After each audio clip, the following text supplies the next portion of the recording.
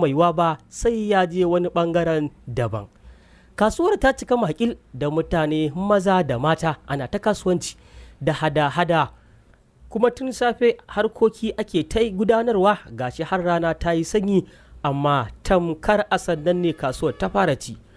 Fatake suna zuwa wannan kasuwa ta birnin Lasbir daga kowane sashi na duniya, saboda haka za ka rinka ganin baƙin fuskoki waɗanda ma baka taɓa ganin irinsu ba ko baka taɓa jin yarensu ba.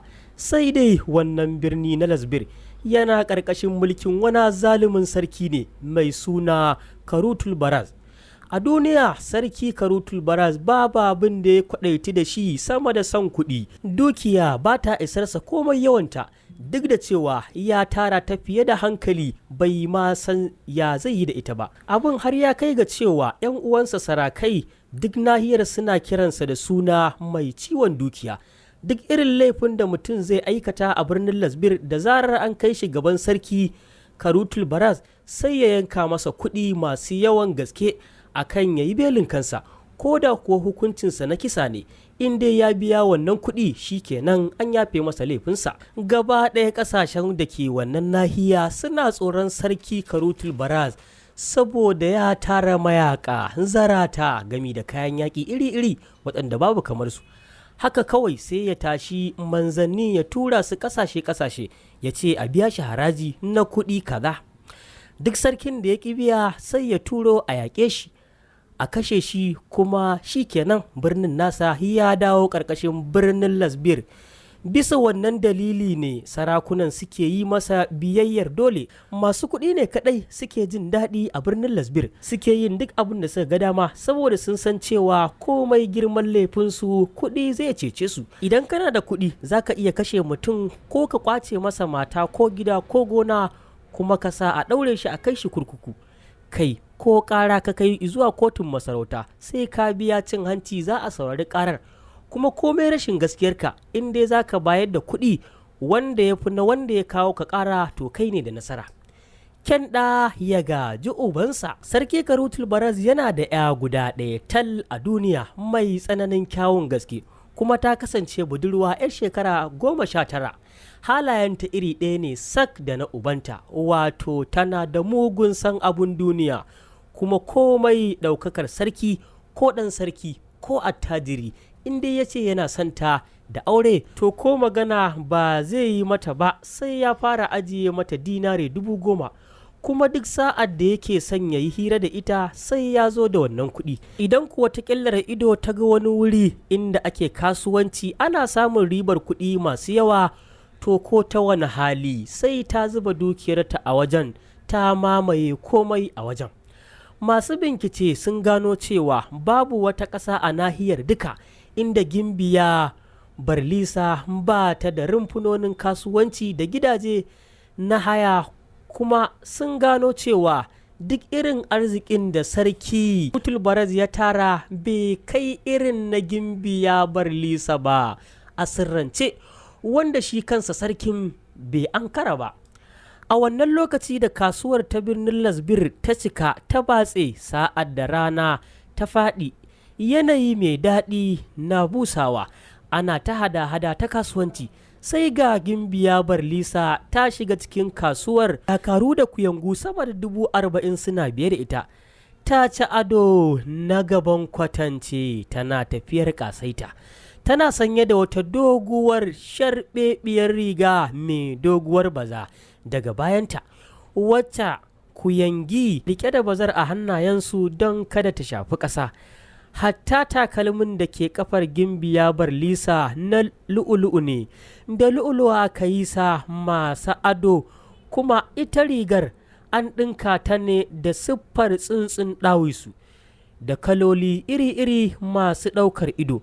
Duk da namijin da ya ga Gimbiya Barlisa a wannan lokaci dole ne ya ɗimauce ya ji ya kamu da tsananin santa, amma kash, wutsiyar raƙumi ta yi nesa da ƙasa.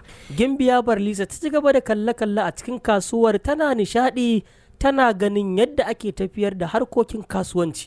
Duk inda rumfunanta suke na kasuwar ta san su, duk da cewa sun fi guda 200. duk inda ta je ta ga ana ciniki sosai sai zuciyarta ta yi fari saboda ta san cewa ita ake tarawa kuɗi. Tana cikin yin wannan zagaye a kasuwar sai ta hango wata rumfa wacce mutane suka cika makil a wajen, maza da mata suna ta siyan kayayyaki fiye da ko'ina a cikin kasuwar. Nan take hassada ta zo wa Gimbiya, ta dubi shugaban dakarunta da suka yi mata rakiya wanda ake kira da suna Amzar. Ta ce, ya kai Amzar, ka je da yaranka a duba mini hanya, a buɗa mini hanya a bakin wannan rumfa, ina so na kowane ne mai rumfar. Amzar ya risina ya ce, an gama Gimbiya. Amzar tare da yaransa mutum 10 suka tasamma wannan rumfa inda ake yin ciniki.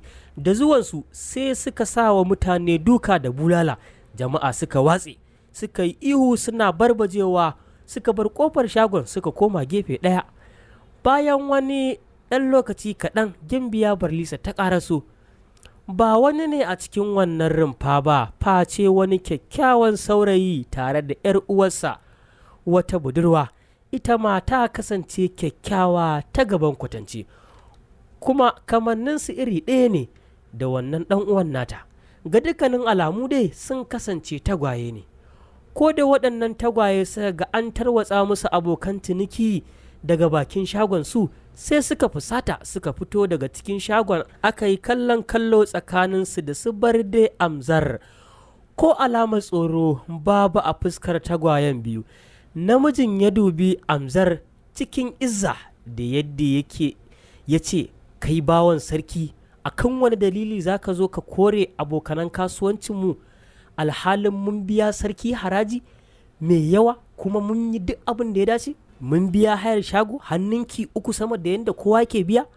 Amzar ya daka wa saurayin tsawa ya ce, kai yaro, ka iya bakinka, muna kan umarnin Gimbiya Barlisa ne. Amzar na gama faɗin haka sai ga Barlisa ta tunkaro ƙofar shagon, sauran dakarunta da hadimanta na take mata baya. Tun daga nesa da ta ɗanya arba da waɗannan tagwaye ta ga irin kyawun da Allah ya basu, sai hatsada ta bi ta ƙara shigarta. Take a cikin ranta take jin, daman yanzu a duniya akwai mutanen da suke da kyawu makamancin nawa. Su ma tagwayen biyu suka ƙare mata ido, suka zuba mata idanu suna kallanta, domin yau ne ranar farko da suka fara ganinta a zahiri, saboda labarinta kaɗai suke ji. Gimbiya Barlisa ta ci gaba da tunkaro su tana tafiyar ƙasaita, fuskar ta amurtuke babu annuri ko kaɗan, har ta iso kusa da su. Ya zama da cewa tazarar da ke tsakaninsu ba ta wuce taku 5 ba, sannan ta tsaya cak. Su ma jama'ar tata da ke biye da ita suka tsaya a bayanta. Aka sake yin kallon kallo a tsakanin Gimbiya Barlisa da tagwayen biyu, sannan ta dube su ta ce, ina son ku sayar mini da dukkanin wannan hajar taku da ta rage a cikin wannan shago. Mamaki ya kama tagwayen biyu, suka sake kallon junansu. Kawai sai namijin ya dubi Gimbiya Barlisa ya ce, an sayar maki idan za ki iya biya. Amzar na jin haka ya daka wa matashin nan tsawa ya ce, kai yaro, ka iya bakinka, kayan kasuwar gaba ɗaya Gimbiya za ta iya siyansa sau 1000.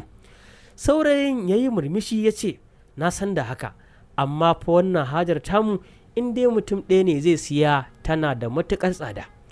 Cikin izzar mulki Gimbiya Barlisa ta ce, nawa ne kuɗin hajar taku?